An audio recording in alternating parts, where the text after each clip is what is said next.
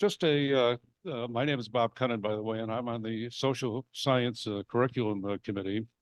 We're happy that you're joining us today.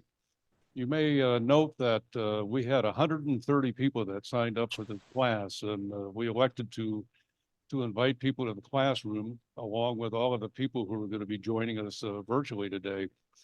And I think it's wonderful, given the interest in this subject, and the speaker we have today, who's a professor at Hope College. He's actually in Washington right now with a number of Hope students on a winter semester assignment. So anyway, if you can make sure your cell phones are off before we start today, we would appreciate that. I should mention that Ian McNeil is responsible for all of the virtual connections and so forth that are being done today, and we really appreciate his efforts in doing that. I should mention to you that Dave has asked that if you have questions, just feel free to raise your hand. If you're in the classroom, Susie Frost over here will be circulating with a microphone. If you are joining us virtually, you'll notice at the bottom of your screen, there's a chat icon. And if you just type your question in there, Ian will make sure that it's passed along to Dave, and he's willing to take questions, as I said, when they come up. Don't be shy. There is no such thing as a bad question. If you have a question, just feel free to ask it. So Dave joined the Hope College faculty in 1994, and you may not be aware that he's been featured in things like the U.S. News and World Report. He's been on CNN. There have been stories that were written about him on in the New York Times and so forth. As far as I can tell, he has more credibility than both Joe Biden and Donald Trump. So I think we're going to hear some very interesting things today. Anyway, Dave, at this point, I'm going to turn it over to you. I'm not going to take any more of your time, so have at it. All right. Thanks, Bob. That's a low bar, by the way. So thank you, everyone, for joining in today. I appreciate it. I always enjoy my Haspers, in part because you all are, in no small part, because you are well informed and you do sessions like this and classes like this kind of teach themselves, which is part of the reason I really prefer not to sit here and lecture for an hour. That I really like these to be dynamic sessions, talking about policy, and we have an hour and a half, and we could go all week, right? So, I will try not to get too far into the weeds, and I want to acknowledge as much as possible the questions you have, things that are on your mind, things that are not clear, and so that really puts a premium on your questions. Yeah, it's a little murky in terms of sort of my ability to see you. So yeah, if I can get help from Bob or Ian in the room, that's great. I'll try to keep an eye on the chat box. But I really don't care if something I say, provokes your ire, and you want to jump in, please do. Like if someone unmutes themselves and jumps in with a question, that's perfectly fine as well. So what I would like to do, first of all, kudos to Bob or kind of the programming folks for this topic. We just get so enmeshed in the politics of the moment in our presidential elections and lower level elections. We often forget, I think, that behind the politics, we're really worried about policy, right? It's really policy that matters, right? We expect the sort of how we cast our vote, who we support, who we choose, for that to have consequences, for that to play out in the policy that comes out of our government. So it's nice to take a bit of a break from the politics and to focus on the policy. That being said, I'm sure, folks will want to maybe dip their toe into politics. That's fine, right? We'll talk about whatever comes up. And just to clarify, I tend to talk about public policy and use that term as if everyone kind of knows what we're talking about. And so in a intro level class of freshmen at Hope College, I'll just, I'm used to talking about public policy. And then every once in a while, I'll say, like, what are you talking about? What is that? And it's pretty simple, right? When we talk, just to clarify, when we're talking about public policy, we are simply talking about government and government either doing something or not doing something to address or not address, right, some problem, some issue that we look to government to remedy or to respond to, right? Issues that pop up that we expect government to do something about, or at least to consider doing something about, right? That's public policy. That's what we're talking about. What I would like to do, and to ensure this is sort of there's some interactive exchange going on, there are kind of 4 points or 4 sets of points I would like to chat about, and I'll try to, like I said, I don't want to filibuster, so I will try to do these fairly quickly. 4 kind of points, right? Point 1 is kind of the most basic, and that's to identify and talk a little bit about those substantive policy issues that differentiate the parties and differentiate the likely presidential candidates. Okay. Having said that, I'm kind of assuming we're looking at a rematch of 2020. So my comments are kind of based around Donald Trump versus Joe Biden rematch, and one of the two of them being president come January 2025. Right. So on one, what are the kind of key specific, what I call the core kind of policy issues that differentiate the two? That'll be kind of point number 1. Number 2, I want to raise 3 or 4 questions or unknowns, kind of a set of questions, not about specific policy, but about context that will or are likely to shape or reshape the policy that comes out of whatever administration is in power in 2025. So number 2, kind of questions or unknowns. Number 3, I want to look at other kind of what I call policy push points. Policy other than the Biden administration or the Trump administration, other constitutional push points that are going to impact the policy arena. I'm just going to look at 2. One is kind of federalism and state level policy, and the other one is the Supreme Court and how what they do may shape policy. Okay, number 3. Number 4, and I want to leave time for this because I want to get to this, policy debates that we should be having, and I don't think we are having. Things that should be on the front burner, and they're not. So I will try to do each one of those relatively expeditiously. And I'll probably take a pause after each kind of main point and maybe take a couple questions, and then we'll move on. And then at the end, hopefully there also will be additional time for Q&A. So that's the plan. All right. All right. So question or set of kind of comments. Number 1, kind of the first point. What are the substantive differences we could expect or anticipate kind of on key issues, what I call the core, the central policies that matter to the 2 parties, to the 2 candidates, to who is likely to be president? I think there are kind of 3 core issues, and then there's some secondary issues that matter more to one side than the other side. The 3 core issues that I think in this contemporary environment, core issues that they distinguish the parties: immigration, all over the front pages. Number 2, foreign policy. Number 3, the economy. Those, I would say, are the big 3. And so let's talk a few minutes about those. And then if there's time, we can talk about some secondary issues, right? Immigration is an issue that is driving this presidential cycle and lower election races as well. Okay. And I guess I would expand it to say immigration and border security might be the issue.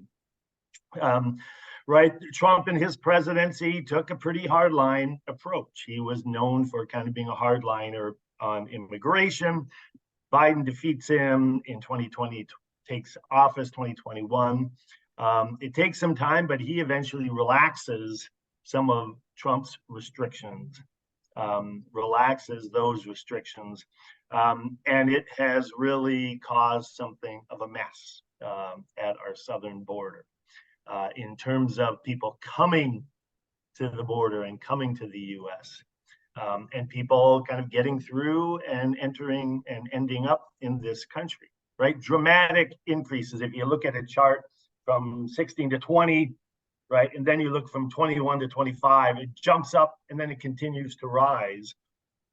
So in December, I believe, I should have checked these numbers. I think we had 300,000 encounters at the southern border.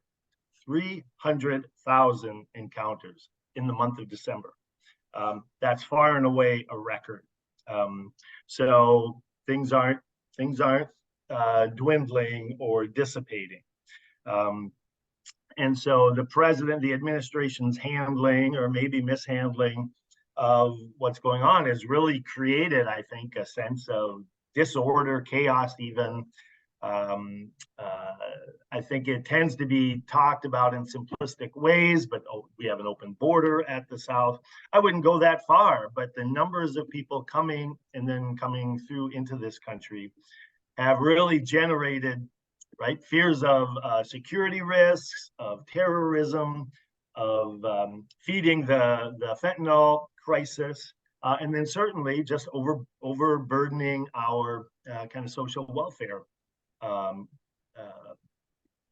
structure and infrastructure in this country. And that was kind of amplified, right, by the Republicans who artfully kind of called the bluff of Democratic mayors and governors, Democratic sanctuary cities and sanctuary states, by sending large numbers of immigrants to New York, Chicago, other places that have identified themselves as sanctuary cities. And that has caused a lot of sort of kind of uproar, turmoil in those cities, even like Chicago and New York, which are overwhelmingly Democratic cities, all of a sudden Mayor Adams in New York or Mayor Johnson in Chicago, they are pretty PO'd at the administration in having to sort of deal with the burden that is coming down on their governance structures. And we would clearly, right, depending on who wins in the fall, we would clearly get very different policies emanating from the two administrations. The Trump administration certainly is going to return to a very hardline approach in terms of immigration policy. One could expect much stricter enforcement, greater numbers of detention, of returning people to their home country, really reining in the asylum rules, and of course, right, spending on the wall. Should President Biden win re-election, I think the president has come to realize this is not going well, right? He is really talking now about trying to get a handle on what's happening at the border. The problem with the president is he is really kind of hamstrung or sort of boxed in by his party and by many on the left, on the progressive wing of the Democratic Party, who simply do not want stricter immigration rules. And so I think that's going to hamstring him. And this will probably continue to be something of an Achilles heel for the Democrats going forward. One additional comment, and then we'll move on. Because what we are now seeing is some of these conservative border states are now they're kind of passing their own laws. They're adopting their own policies to deal with a problem that they feel the administration is not dealing with. So Texas in particular passed a law really giving law enforcement much greater authority to arrest, to detain, to return people coming across the border. That's a questionable constitutional constitutionalism. Right? We have precedent from the court from about 2010 or 11 where Arizona tried that, and the Supreme Court pretty much shot them down for intruding on federal, right, kind of exclusive authority over immigration policy. Who wins the White House depends on whether those state actions will either be nullified or amplified. Right? If Biden wins, they've already legally sort of started to push back and have sued Texas, I believe, to undo that law. Right? If Biden wins a second term, he will clearly continue to oppose and to try to work to nullify that. Right? If Trump were to win, he'll work with those states, right? And he will sort of give them a free hand to do as they like. So that's really kind of an interesting wrinkle here. Okay, that's immigration, issue number one. Issue number two, foreign policy. Lo and behold, this really seems to be shaping up to be a foreign policy election, given what's happening in the world and our role in that, right? So we clearly have the Ukraine-Russia war just recently having entered its third year in politics swirling around that. We now have the Israel-Hamas war, I think October 7, right? We're coming up on 4.5, 5 months.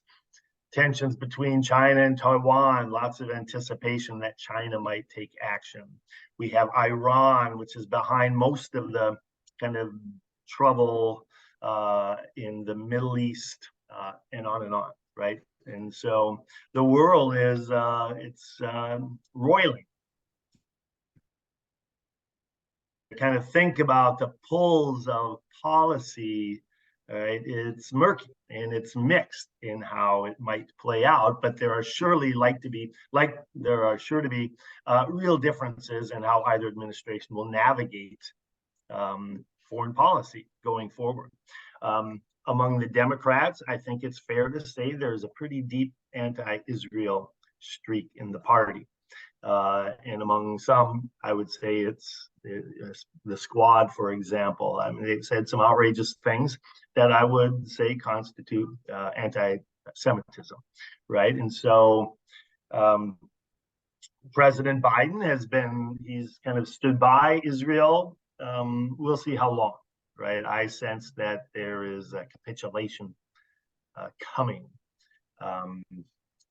that it may be inevitable on his part. On the other side, right, you have the Republicans and their kind of strong pro-Israel stance is kind of a rare exception to what is this growing isolationism in the Republican Party. And that isolationism, a seeming desire to have nothing to do with anything abroad and to see our interests abroad. And that being kind of fed by former President Trump. So we could conceivably see a Trump presidency just withdraw our support from Ukraine. He's been foxy. He's been sly and kind of avoiding really coming out with that. But that could be a very real possibility. And then here we just have, right, this is an instance where kind of the stylistic differences between a Trump and a Biden really do impact, I think, our policy. This is where the president's can I say decrepitude, I think, does not project strength, even as he has, right, supported Ukraine. I have yet to see him come out and really give a forceful speech, a forceful articulation of why it matters to the United States. And so, right, the Afghanistan withdrawal, many might agree with it on substance, but it was, as it was executed, it was sort of a woeful mess. Put that all together, right, and I think the kind of the Biden administration has been undermined by a sense of kind of a lack of forcefulness. And then on the other side, right, you have Trump and his utter unpredictability, right? And, you know, he said things recently about NATO He's refused to really denounce Russia and Putin in the wake of recent events. So it's hard to envision exactly kind of what he would do. There might be something to be said for this. Just he's so unpredictable that might make other countries less likely to take action that would require the U.S. to respond forcefully. So that's the second issue, I think, foreign affairs. And then the third issue, of course, is the economy. It's always the economy, right? And here I'm lumping together economic and fiscal policy, jobs, inflation, trade, right? And I think here we'll see just lots of basic differences between a Trump administration and a Biden administration, right? On taxes, the Biden administration is much more likely to pursue tax increases on the well-to-do, on corporate America. Trump would do the opposite. He would like to see additional corporate tax decreases, I think. Right? Kind of the MAGA agenda is one that is highly protectionist, and the party seems to be sort of totally on board with Trump, and he talks about a 10% tariff on all imports and things like that. And so real differences there in terms of how a Biden or a Trump would think about trade and that sort of thing. And certainly on spending issues, even though in a little bit we can talk about spending deficits and debts and the like. But there'd be serious, right, economic differences between the two sides and their policies. So those are kind of the three core issues. Then there are some, I wouldn't call them secondary issues, but there are issues that matter more to one side perhaps than the other. And so abortion, I would put in this category, right? That since the Dobbs case, since the Supreme Court in Dobbs overturned Roe versus Wade, right, there's been a lot of activity at the state level. And it's proven to serve Democrats well, right? They are having lots of kind of policy victories at the state level. So they're going to want to keep pushing kind of abortion rights policy. Republicans seem to want to just sort of wish it away. But right, we're focusing on the federal level. It'd be interesting, a Biden administration would probably seek to codify Roe versus Wade in a second term. Trump has talked about a federal 16-week ban, even though I don't think Trump would push that. I'm not sure Trump is, in his heart of hearts, really pro-life.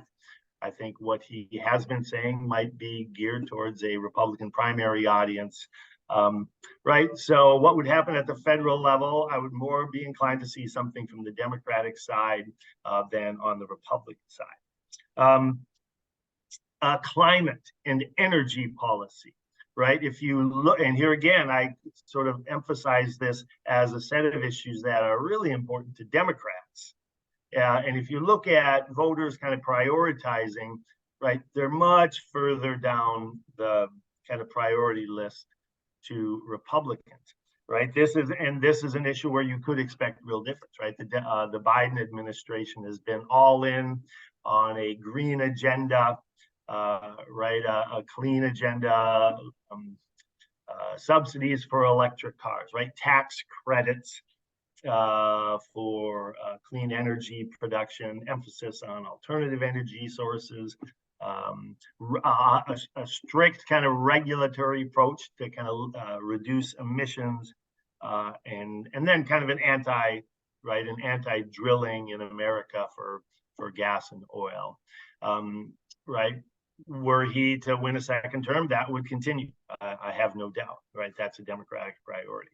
If Trump were to win a second term, right, I think it's fair to say he would work to undo that. He would want to include drilling on American soil for gas and oil.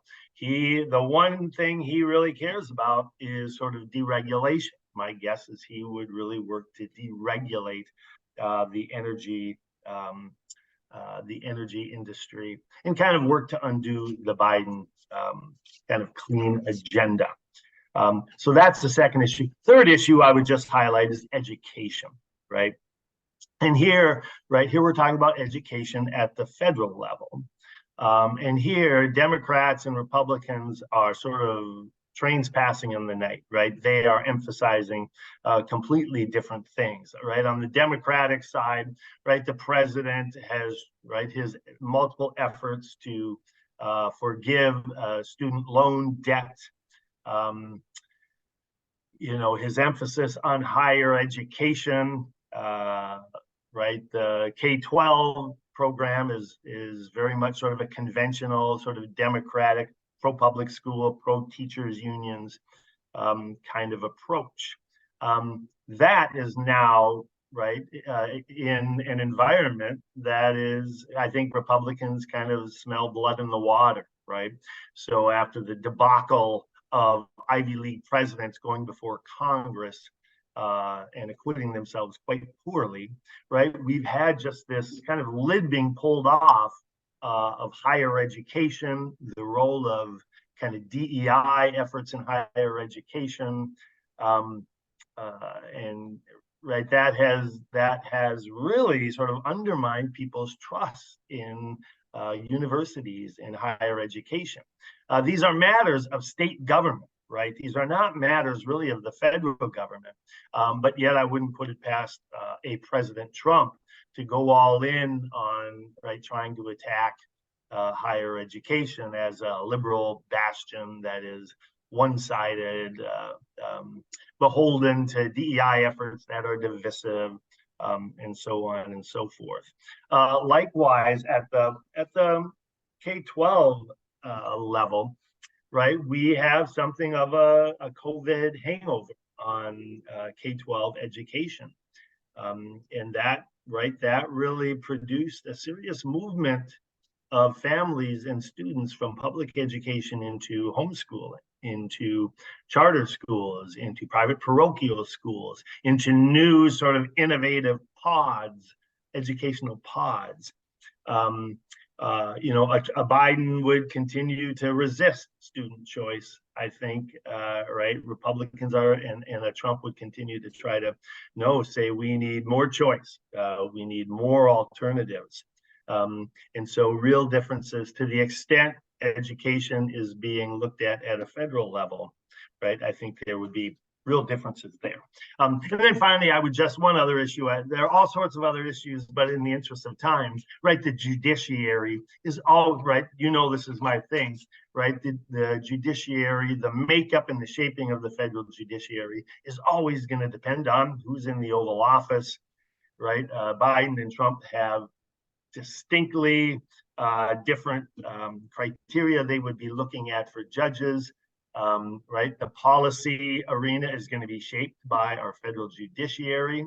We never quite know what 4 years might bring for the Supreme Court and for their personnel. So that's always in the mix as well. All right, let me take a pause and see if there are any questions that come to mind, kind of on these specific policy issues.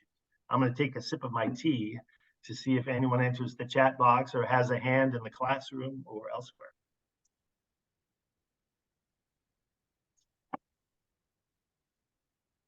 Hi, Dave. This is Bob. I'm curious whether or not you hear any discussion in Washington regarding the federal deficit. I'm going to be doing a class in April in the HAS program, and that's one aspect of this class. But when I look at what component of the federal budget in 2014 is going to be made up of interest cost, it will be the single largest line item in the federal budget at about 40 or 45%. It's going to significantly limit options going forward. Is there any discussion going on in Washington regarding this issue? Because when I look now, I see trillions of dollars of debt being accumulated as far out as you can look.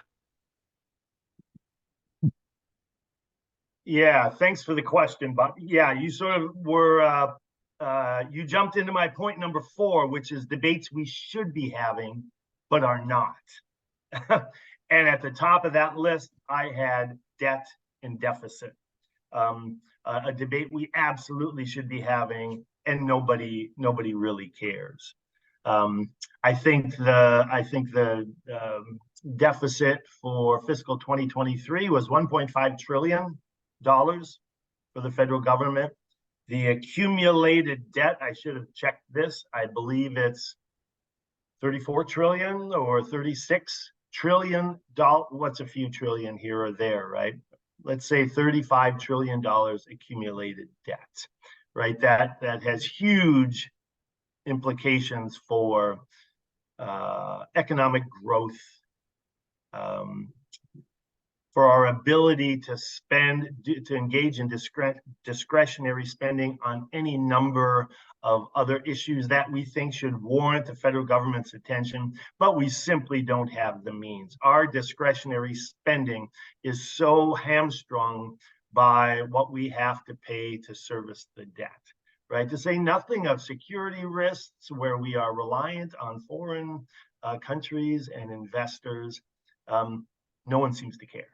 Right? No, we once had a conservative party, and that conservative party, they were the kind of the stern parent trying to say, let's exercise some fiscal responsibility. They have completely sacrificed any credibility. More recently, in some of these debates around keeping the government open, right? Continuing resolutions. Now you have some Republicans in the House who are trying to claim, no, now it's time to engage in fiscal responsibility. They have no credibility after they sort of supported a Trump administration that was as profligate as the Democratic administrations that came before it or came since. So I don't know. No one seems to really take this seriously. It's in my mind, it's pretty discouraging. Yeah. Any other questions? David, another question from a virtual participant. What about gun control as a major issue? Is that going to fall in your category 4 as well? No. That might be one of those where it matters to one side and not the other. Or it's certainly, yeah, and that's not quite right either, right? The support for gun control kind of goes in surges, right? We see the latest horrific mass shooting, and there's an outcry, and sometimes even Republicans kind of sit up and say, oh, maybe it's time to do something. And then the impetus kind of fades, right? So it's hard, right? There's the Democratic Party prioritizes it.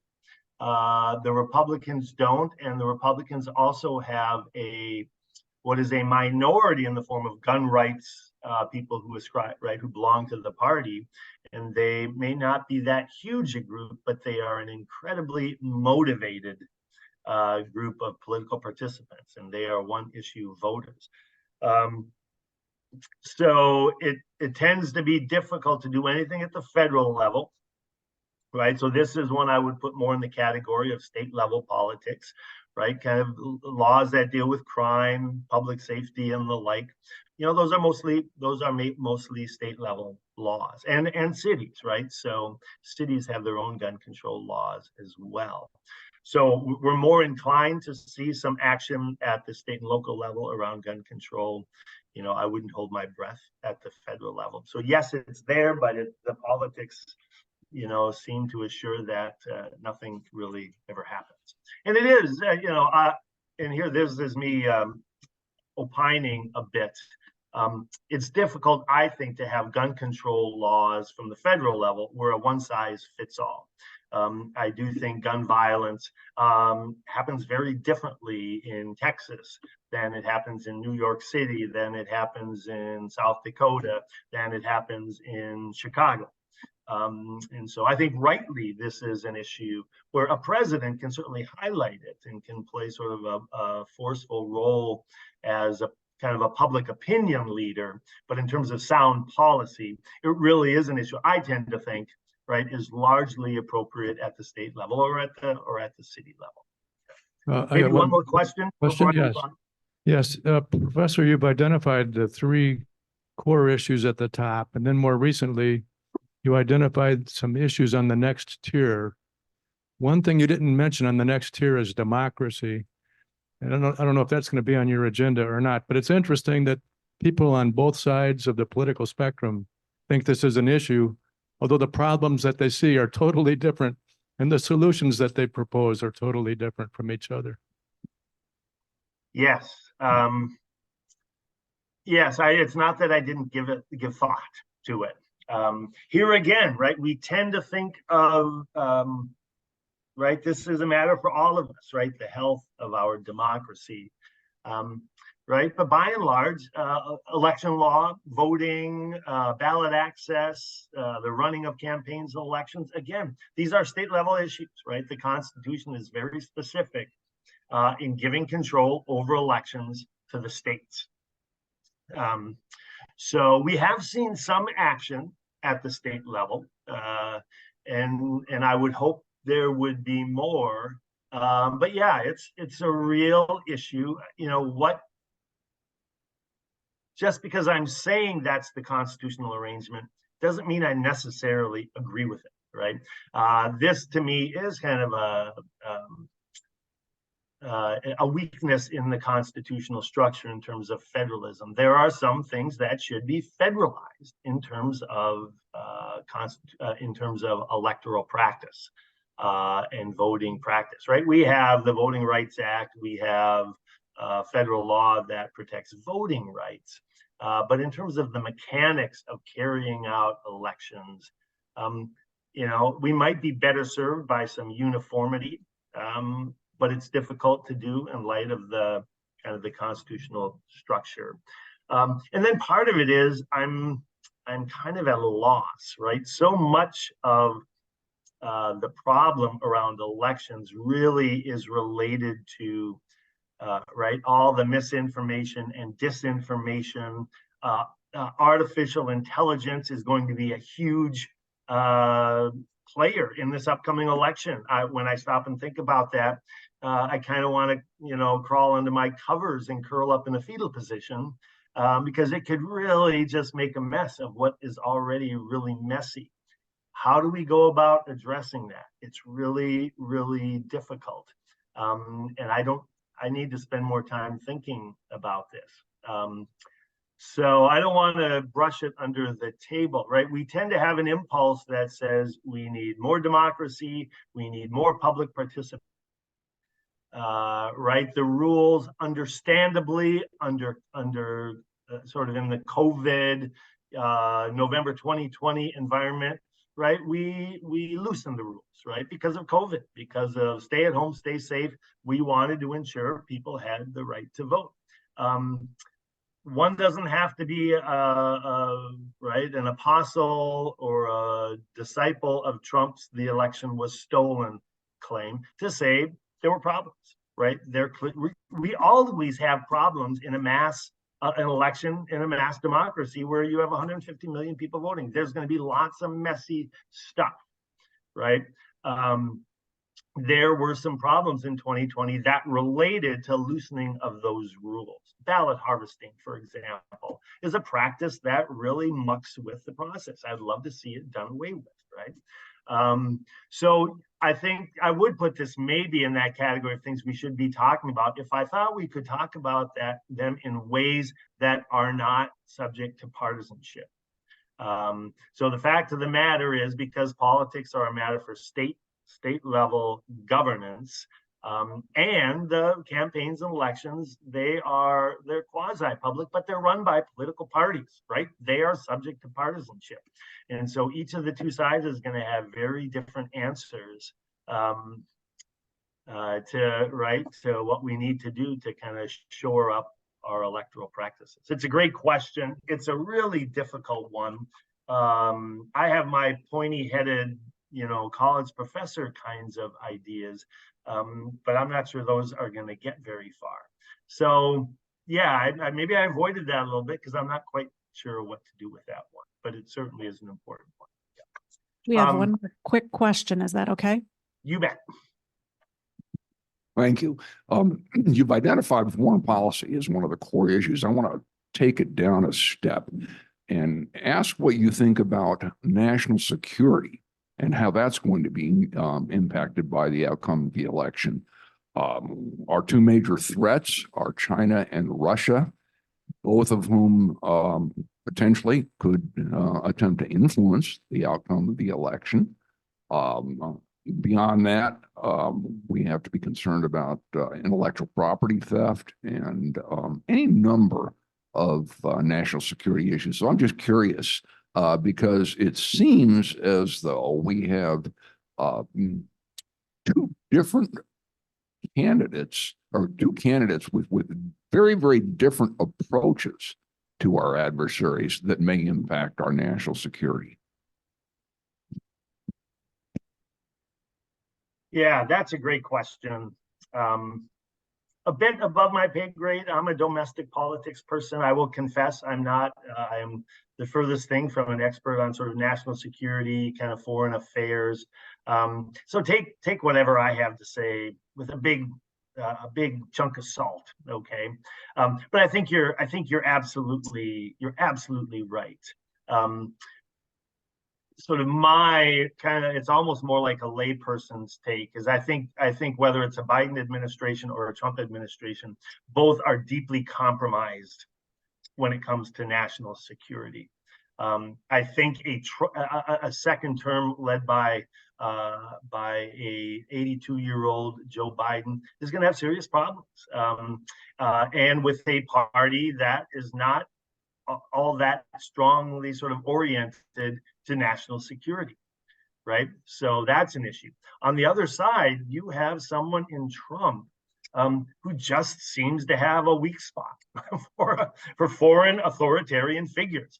I mean, his refusal to come out and condemn Russia for the recent murder of this, which I'm assuming was a murder of this dissident, is appalling, right? It's appalling. And so, right, is he going to be a strong kind of leader on national security issues? I have my doubts. And then I think you're absolutely right in terms of technology, artificial intelligence, what foreign actors, public and private, governmental and non-governmental, what they could do to mess with our system, with our elections, to say nothing of other kind of security matters, is pretty scary. I think you can count on, right? There will be foreign actors, public and private, who are dead set on, right, bringing the United States down. And I'm not, number one, I'm really not up on sort of kind of technology and what the answers to those risks are. I think there are all sorts of questions around, right, kind of the big tech companies and the role they play in our society, in our government, in all sorts of, right, in every nook and cranny of our society and our lives. But they're private. And so what can be done? Are we going to be reliant on them to be wise and to be public-minded in terms of, right, practices that might help crack down on these foreign actors? This is an area where I think the reality of what is going on is so far ahead of how we think about them in terms of monopolies, in terms of public versus private. Do we start to think of them as semi-public actors because of the input the sort of the influence they have over our society, right? We are not prepared to answer, but that's a direction I would go if it were me. So yeah, these are really complicated. That's about, I think, all I'm competent to say. So good question. I think I would encourage Haas to get someone in who's, yeah, maybe more up to speed on those kind of national security questions. They're big, really big. So, all right, if you don't mind, let's kind of move on to kind of number two, second set of questions. Here, if I haven't already, this might ruffle some feathers.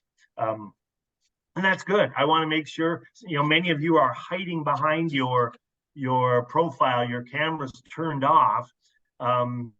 well, I'm safely ensconced here in my apartment in Washington, D.C. So you cannot bomb me with rotten tomatoes if I draw your ire on what I have to say. And I'm going to be equal opportunity here. So, but these are sort of unknowns, questions I legitimately have that I think could shape public policy. So, question number one is, if Joe Biden is reelected, who will actually be in charge during a second Biden term? And will it be President Biden, or is he not really capable of being in charge for a second term between ages 82 and 86? Let me give you a sense of where I'm coming from, right? The first couple years of President Biden's term, from 21 to 23, close watchers of DC, of the presidency, were quite surprised that the administration was as progressive as it was. It was Joe Biden. It was not really in keeping with the Biden people had come to know as sort of a center-left kind of common sense, blue-collar guy throughout much of his career. He was elected on, right, a back to normal, I'm not crazy, right, I'll kind of be a uniter and kind of govern from the center or center left. And that wasn't reflected in the policy, right? And by and large, it was a much more progressive kind of agenda. People who sort of were careful watchers of the administration tended to say, this has the fingerprints of Ron Klain, the president's chief of staff, all over it. And there were those who loved, right, the talk at the Monocle, or the Willard, or the old Ebbets Grill, was that Klain's kind of, he's the sort of the puppeteer behind the scenes, and the president is really sort of his, I don't want to say puppet, that's bad, but right, but Klain really had this influence. If you look at President Biden and the number of days he spends in Delaware, the amount of time he spends away from Washington, D.C. and the White House, the reports on his public presence, right? His schedule day in and day out is unbelievably sparse. How rarely he goes out and gives a press conference, takes questions, gives a serious policy address, right? And then just kind of the eyeball test. This is someone who many conclude as he's lost his fastball. And so, I'm sympathetic to that point of view. And I actually think this is one of the reasons Democrats tend to be willing to stick with him, right? Even when he seems to be not a strong candidate for re-election, right? And the thinking is, if we can just sort of pull him across the finish line in November, well, then, right, we'll have people in the positions, right? The Democratic establishment will be able to sort of dictate policy. And we might have kind of something of a shadow presidency. Okay, that's question one. Let me get on the flip side and see if I can get Trump supporters mad as well. And here my question would be, what issue or issues does Donald Trump actually care enough about such that he would invest his presidency in those policies? What policy issues does he actually care enough about to invest himself, his presidential authority in those issues? And here, he's never been a policy person, right? And if you look at his campaign, it is almost devoid of policy. His rallies, which I try to avoid because they tend to give me heartache. But when I sort of look at them and read accounts or watch some clips, there's no policy. It is almost totally absorbed in his personal grievances, right? And his statement, "I am your retribution," one sort of draws the conclusion that this is a revenge tour, and this is his motivation for running is to get back. And so if that's so, right, what policies, if he's elected, is he actually going to push? Is he going to invest in? And I think that's a legitimate question. 4 years ago, right, lo and behold, I should say in 2016, right, Trump shocked everyone and actually won the presidency. He was woefully unprepared to actually act as president. He didn't staff his administration, right? It was amateur hour, incompetence. They didn't get things done. Okay. That will not be the case this time were Donald Trump to win. Okay. So unlike 2016, we have had 4 years of a conservative infrastructure that has been preparing for a second Trump term. So we have the Heritage Foundation, which once was a respectable conservative think tank, is now just a pure out and out kind of extension of the Republican Party. They have created a database with 20,000, something like this, 20,000 potential officials who could serve in the Trump administration. Go Google Project 2025, and you will find a network of between 50 and 100 conservative think tanks, policy shops, other conservative organizations, a network that has been working on a conservative policy agenda that will be ready to go from day one. Okay. What's troubling with this, I've read accounts that Donald Trump is aware of this. He's sort of, he's seen them and he's utterly disinterested. He's disinterested in what they're doing. That to me affirms his disinterest in policy. So on the conservative side, my fear is he wins and he's not really running policy. And in fact, you have a conservative sort of network that is the shadow government. In both these instances, I find that troubling. And so when we talk about problems, kind of a democratic small d crisis of democracy, that to me would be a serious crisis of democracy if we consider things like transparency and accountability important aspects of any administration in power.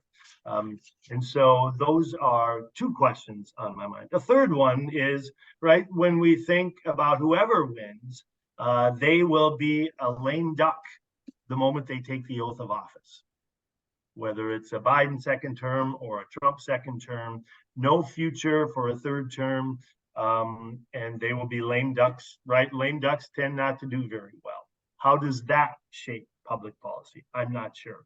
The fourth question, which is an important one, is what's going to happen at the level of congressional elections? What's going to happen at the level of congressional elections? Right, we currently have each party controlling a House.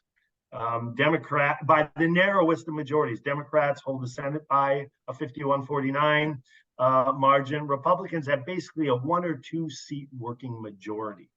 Okay, and so we are likely to have in 2024 a very close, hotly contested, highly competitive set of elections for the presidency, for the majority of the House, for the majority of the Senate. And that the outcomes there are going to shape public policy. We have a couple kind of different possible scenarios. One would be divided government, right? Which is what we have now. So the presidency held by one party, the other party holding at least one house in Congress. But whoever is holding those houses, narrow majorities, that's almost sure to be the case.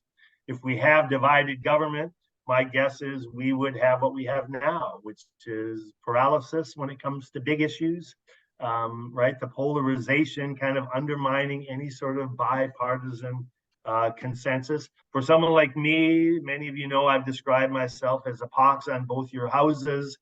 That's sort of ideal, right? It's they can do the least amount of harm, and things will flow down to the state level, where maybe we can deal with things in a less partisan fashion. So that's one scenario. The second scenario is unified government, where one party holds both the presidency and both houses of Congress, and both those houses are narrow majorities. That could be a real scenario. That one worries me. Because if we get that kind of scenario, we are almost surely going to have the out party, the opposition party, opposing at all costs, opposing absolutely everything the majority party does. If that happens, given the current state of affairs, given the level of polarization, I think the temptation for the majority party to do away with the filibuster will be the main thing the opposition party will have to slow down the majority party. Given the growing disregard for the norms of government, the legislative process, I think that temptation might be too great to avoid. That would be a disaster. In my mind, that would be kind of the end of Congress as we know it. So what's going to happen at the congressional level? I think that's really important. Okay. All right. Let me, given it's we've got about a little over half an hour, let me move on to point number 3, and then I can pause after point number 3 and take a couple more questions. Right. Point number 3 is what I call push points for policy in the constitutional structure do we need to keep in mind? Okay, I'll just touch on 2 of them. One is kind of federalism and state level policy, right? So we're kind of focusing largely on federal policy. And what I just said about, right, federal paralysis, pushing issues down, right, that's very realistic, okay? And so we tend to focus so much on presidential politics, on federal politics, when in fact so much sort of important policy making is going on at the state level. And these tend to be the kinds of issues that really impact our lives, right? So we have issues around the economy, around taxing and spending and revenue. We have issues around crime and public safety and criminal justice, and policing. We have issues around kind of quality of life, and looking at housing, homelessness, right? Sort of the epidemic of mental illness, those kinds of issues, right? Education, labor force, and kind of the labor force being able to meet the needs of states, and on and on and on, right? And so I just want to highlight these are, lots going on at the state level. Let's not forget about that, okay? I'm a big proponent of federalism. When the national government is dysfunctional, right, states still function pretty well. And so I keep encouraging my students, boy, don't get so absorbed in looking at Washington, D.C. under the microscope that you forget what you can do at the state and the local level of politics. So there's just a lot going on there.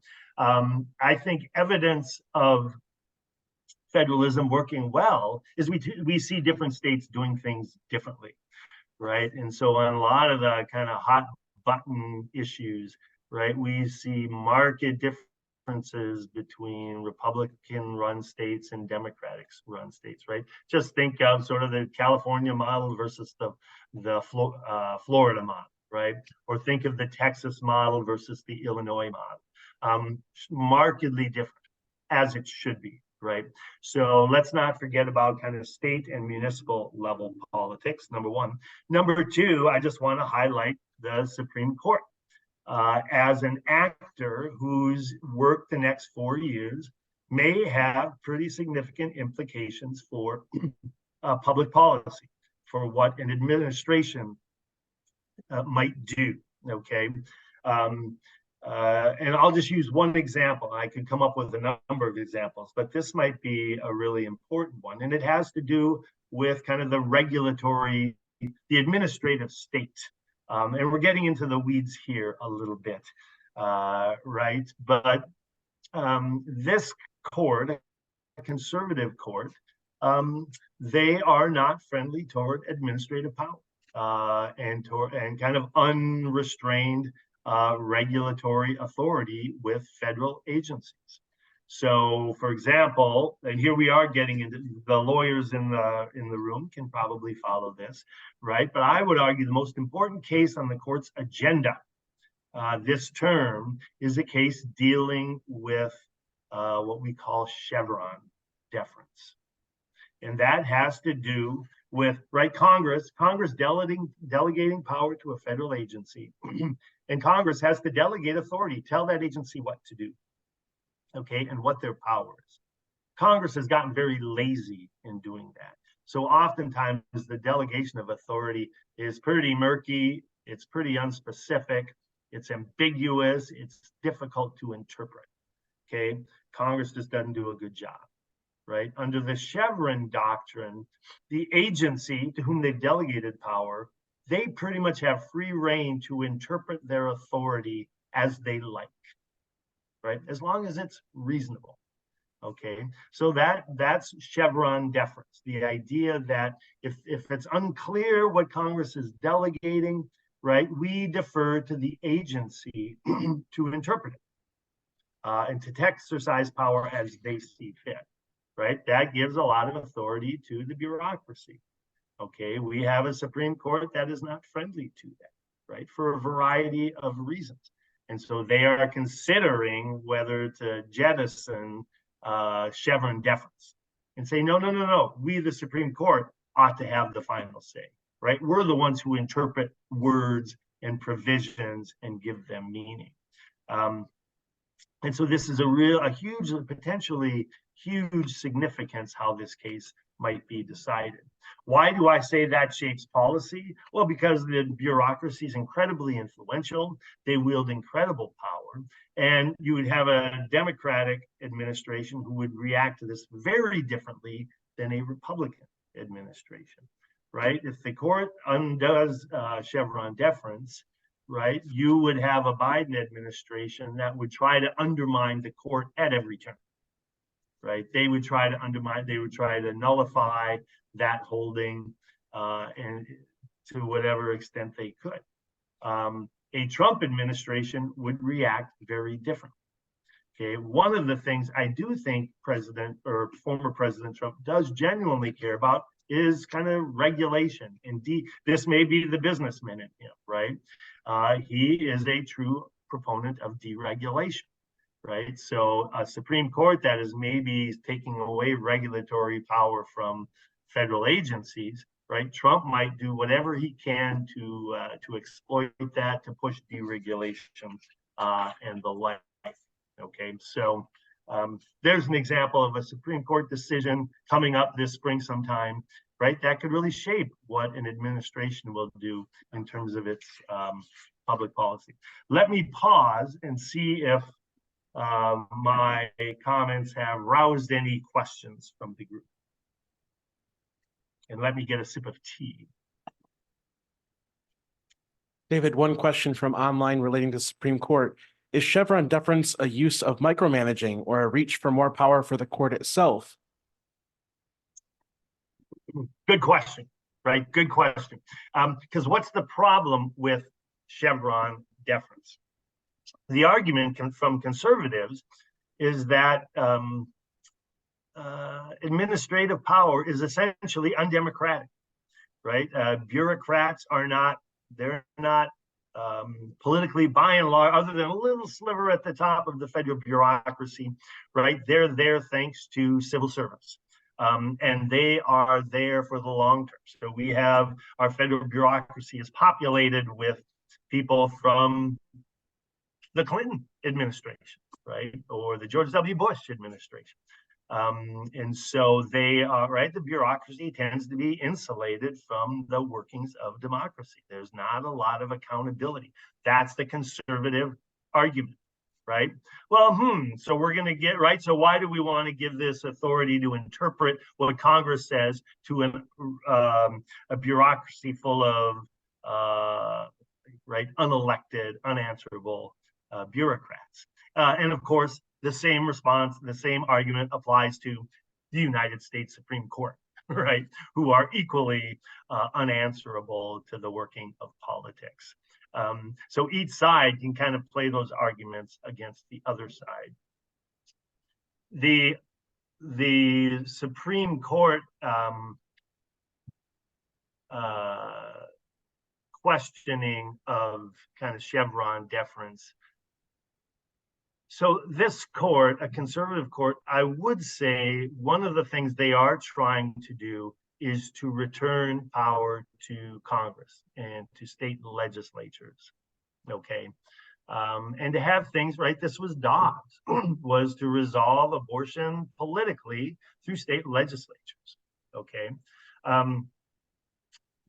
Chevron deference doesn't really work if the power just goes back to the Supreme Court, okay?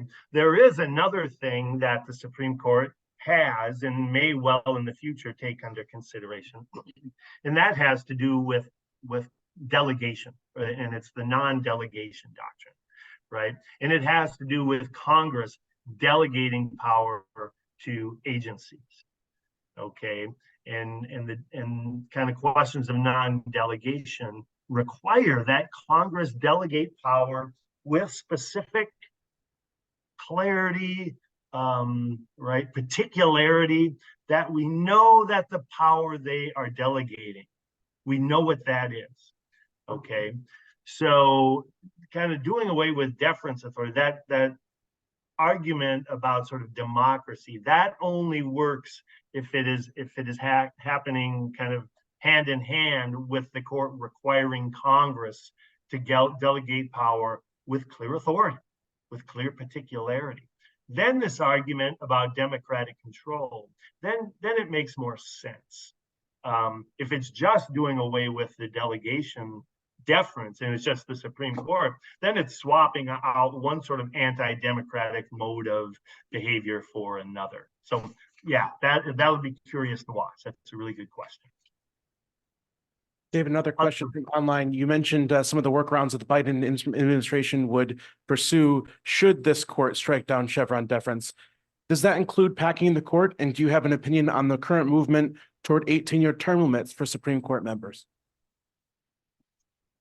Yeah, thanks. I think I've said beforehand, or I've said in other venues, I really like the idea of an 18-year term, one single term by members of the court. And so if we keep the size of the court at 9, right, that would mean every other year, the president would get a selection, okay? It would remove this randomness, the sense of luck, right? The randomness of when a Supreme Court justice dies or is incapacitated. And so it really is sort of now it's kind of the luck of the draw. And if we think that on some very basic level, there should be some connection between Supreme Court personnel and sort of democratic will, that sort of 2-year, every president in a 4-year term gets 2 choices, that would satisfy that, right? There's still some working of politics through the election of a president, right? And so if the Republicans win the presidency for 3 terms in a row, 12 years, right? The court will take on more of a Republican kind of approach, right? And vice versa. So I do like that idea. In terms of packing the court, I had thought that bad idea had passed, but there is so much democratic ill will towards the new conservative majority. They have worked so hard to delegitimize the court in the public's eyes with some help from the court and members of the court. I wouldn't put past them kind of resurrecting that idea and giving it a shot. They would have to do away with the filibuster to do that, but they already have, I guess, in the judicial nominating process. I hope I'm wrong. Right, we increasingly are losing any ability to have some consensus around Supreme Court justices. I would hope they wouldn't go down that road. But a reform of like a single 18-year term, there is a constitutional question, right? The notion of life tenure, does that mean, would that require a constitutional amendment, right? There are arguments. I haven't looked closely at them, but the argument is that, well, you wouldn't, when someone would come off the court, they wouldn't have to retire. They would, like any number of former Supreme Court justices, they would move into senior judge status. They would continue to hear cases at a lower level. So I like that. Yeah. Maybe one more question.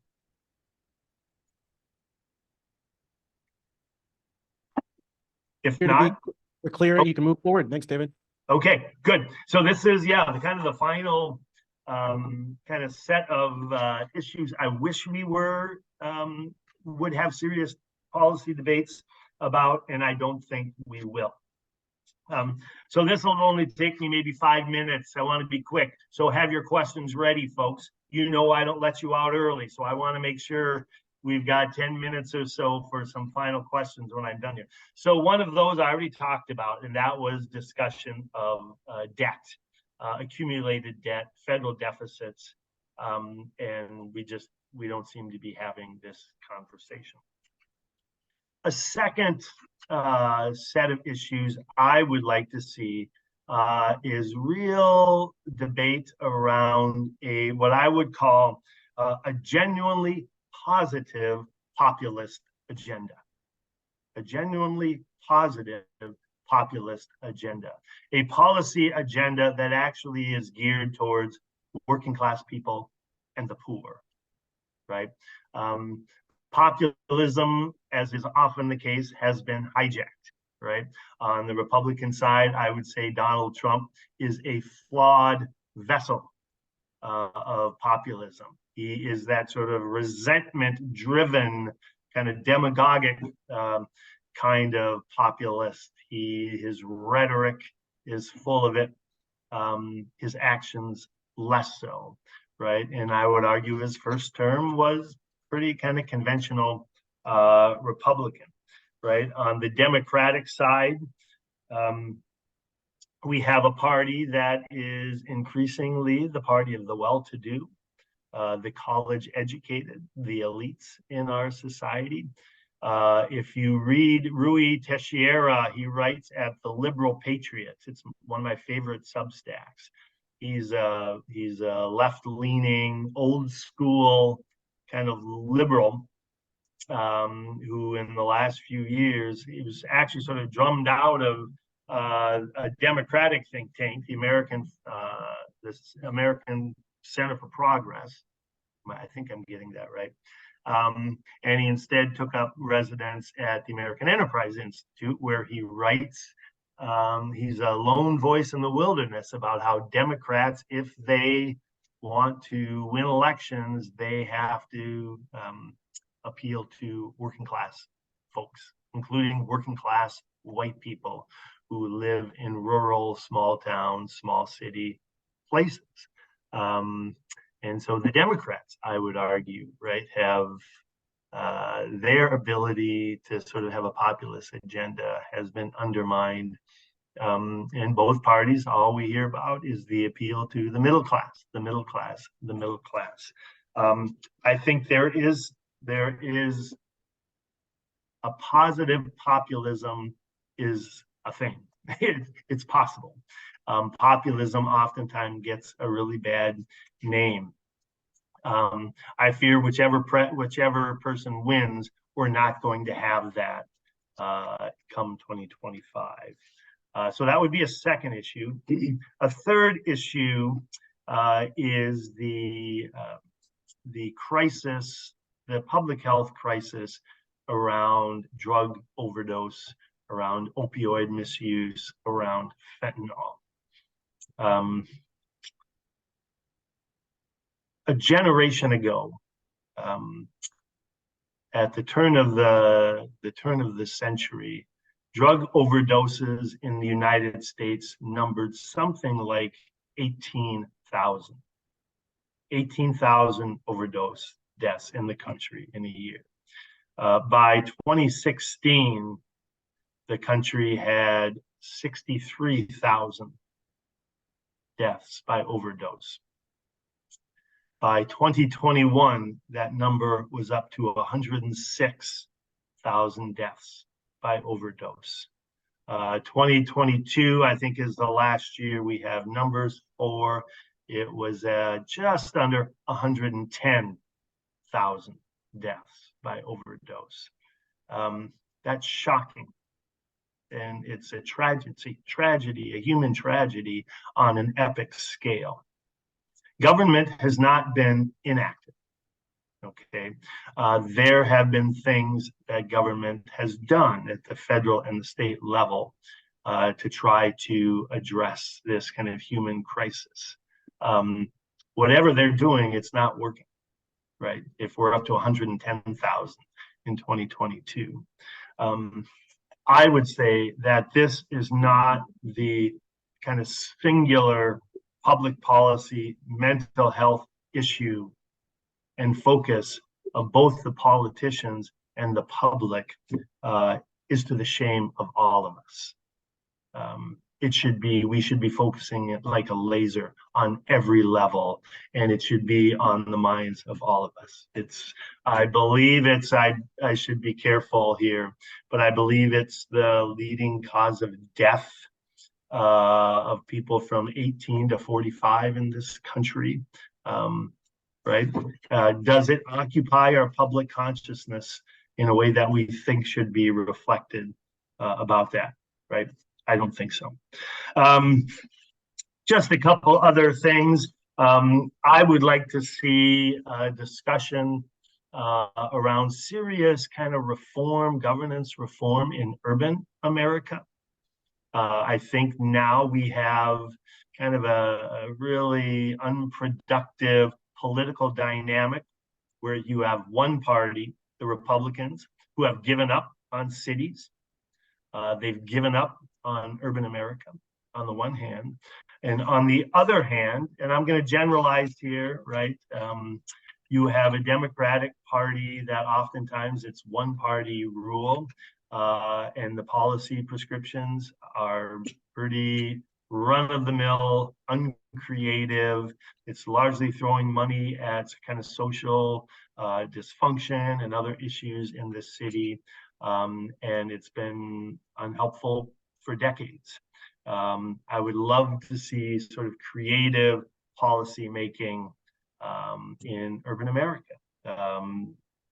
So that would be a third issue. A fourth issue would be, can we talk about getting back to like actually running the federal government with appropriations, an annual budget, so we are not living from crisis moment around continuing resolutions every few months, and we're just driven by the threat of government shutdowns. It's appalling that the United States cannot have an actual sort of rational and logical kind of functioning system of spending and budgets and appropriations. Then the final issue would be AI, artificial intelligence. And I think we're starting to pay attention there, but everything is happening so rapidly. I think we're already sort of falling behind. Okay, those are my sort of few comments. We've got like 10 minutes for questions, so I would love to hear, or some pushback if you have comments, or want to call me out. I'm happy to receive those. So, David, another online question. Tomorrow is Michigan's presidential primary, and there has been a movement to encourage Democratic voters to vote uncommitted as opposed to supporting the president on the ballot. Moving to the general election, do you see further value in voting for a third-party candidate in opposition to both candidates at this time? Great question. That question allows me to scratch my itch as a fox on both your houses kind of person. I would love to see a serious third-party challenge to the two presumptive major party nominees. And here I'm going to put on my political scientist hat as a student of political parties and party systems. I, by and large, have been a fan of the two-party system. I think the American two-party system, through much of its history, has worked well. Okay, this is why. In a large-scale kind of Republican democracy, parties work well to ensure that the variety of voices in a diverse country like ours are heard, are acknowledged, and are represented. Okay, so the kind of the political theory rationale for a two-party system has to do with representation. It has to do with representation. The parties, when functioning well, represent well. Okay, that requires parties that are big tent parties, right? That requires two parties who each of whom represents kind of a broad array of issues and groups and people with different beliefs and with different interests. Okay, so when you have a party that's a big tent party that is aimed at building a coalition, that's a big tent coalition that represents all sorts of different interests and kind of meld them together into some sort of coherent policy platform, and the other side is doing the same thing, that works well in a mass democracy. And for much of our history, that has worked well. Okay, and so ideally, when the parties are doing that, and you would look at a nominating process, and you would have each side, you know, spending a few months in their nominating process, their candidates slogging across the country, starting in Iowa, let's say, right, an agricultural state full of evangelicals, white people, not a lot of urban settings, and you have one set of interests. And then the candidates move up to New Hampshire, and you have the live free or die, cranky New Hampshire kind of libertarian types, leave us alone. It's a different set. And then you go down to South Carolina, and it's Southern, and it's more kind of conservative.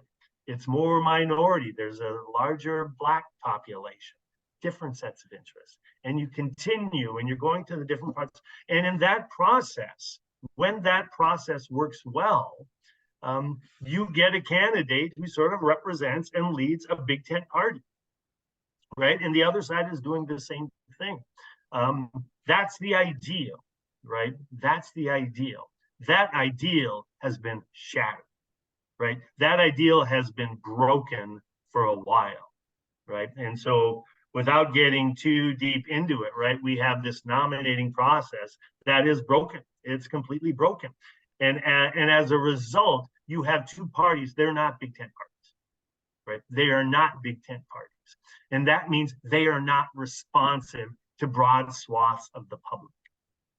Okay, and so you have a Republican Party that has been dominated by this figure, right? Donald Trump, larger than life, looming over everything, has remade the party in his image, and in the process has driven, right, moderately conservative people from the party. He's driven suburban women from the party, right? He's driven others from the party.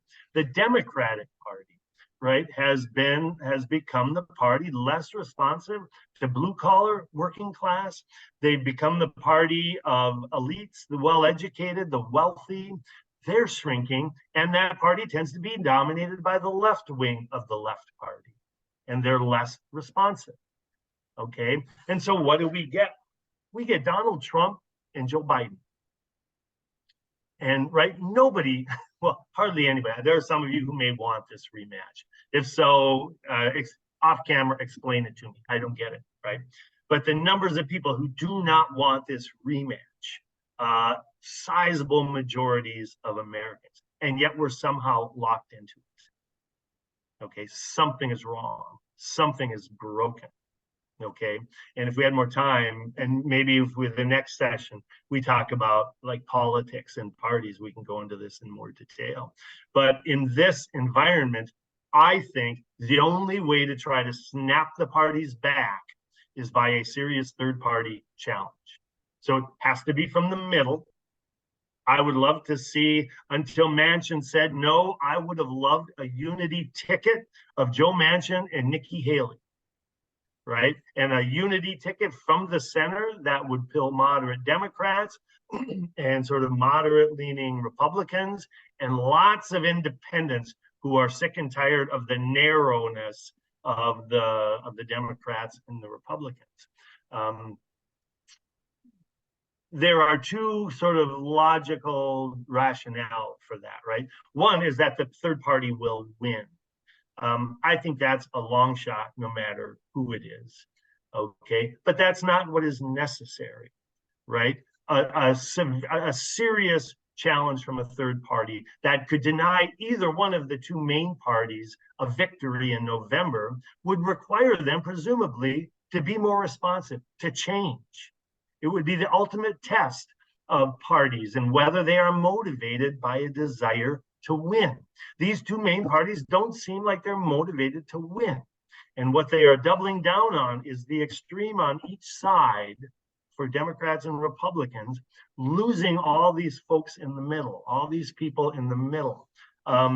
Right. So an example, if we go back, many of you, right, remember Ross Perot's challenge to Dole and Clinton, George Herbert Walker Bush and Clinton in 1992.